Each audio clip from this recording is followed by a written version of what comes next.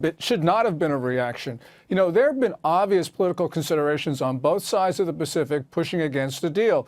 Markets have ignored them. Perhaps they've been listening too much to Treasury Secretary Mnuchin with his cheerleading, but it was clear that Xi Jinping was under pressure not to make a deal, and also there were factors pushing Trump in that same direction.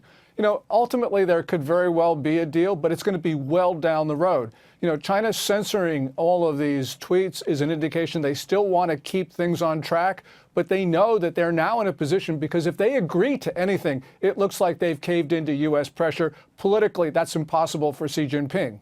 Do you believe that Trump has backed China effectively in a corner? And that is a corner, by the way, Gordon, they do not want to be backed into.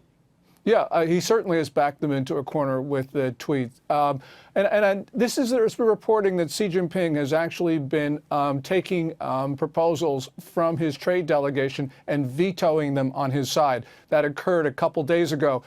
So, you know, it's clear that this is a situation which is not going in the direction that most people want. Now, I think it's a good thing because I think we need to disengage from the Chinese economy. But nonetheless, the majority view still wants a trade deal. But I think they're not going to get one for quite some time. Who has the leverage here? Well, we certainly do. You know, we had 3.2% growth in Q1. China, you know, if it's growing, is growing at maybe 1%, maybe 2% at the outside, but they're piling on debt 5.5 times faster than they're creating nominal GDP. That's completely unsustainable. And by the way, Brian, that's up from 1.5 times about a year ago. So they are not producing very much growth, but they are creating a lot of debt. You know, we're showing video of President Trump with President Xi Jinping, and President Trump will say, I've got a good relationship with President Xi, and we're friends. Do you believe that's the case? No, you can't have friendship with the Chinese leader. I mean, you can have smiles. You can have President Trump trying to promote his relationship, and he's doing that for political considerations in the U.S., but I don't think for a moment that the Chinese are swayed by what Trump says. And I actually don't think Trump is swayed by that either, because they both know they've got irreconcilable differences, including China's theft of hundreds of billions of dollars of U.S. intellectual property each year. That is something that is, even if they get to a trade deal, Brian, that is going to crater relations in the long term. Let's say we don't get a deal. Let's say China does walk. Nothing happens. How long can China hold out? How long can we hold out, Gordon? Well, we can hold out forever. You know, last year, though, China showed how much it's dependent on the U.S. Their merchandise trade surplus with the U.S. accounted for 129.6% of their overall merchandise trade surplus. That's overwhelming dependence on the U.S. They really need a deal. They've got an economy that's in trouble. But, you know, we're in a much better position. You know, it's a little bit off topic, not related to trade, but there's something else big that happened in that region.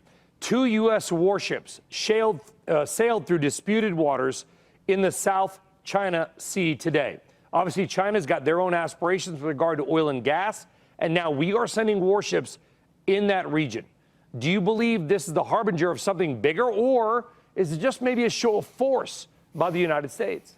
Well, we do this to defend freedom of navigation because China is taking positions that are trying to appropriate the global commons and make them Chinese territorial water. That's completely unacceptable.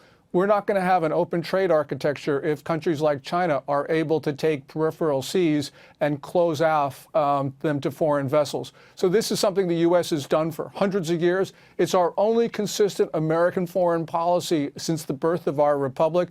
We're going to continue to do this.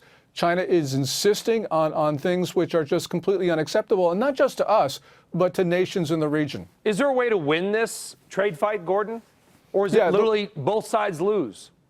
Well, I think we're going to win in the long term, Brian, if we do disengage, if we get the supply chains to move to other countries, to friends of the United States. Got to remember that Chinese generals and admirals have been threatening to kill Americans, and they've been doing that in public.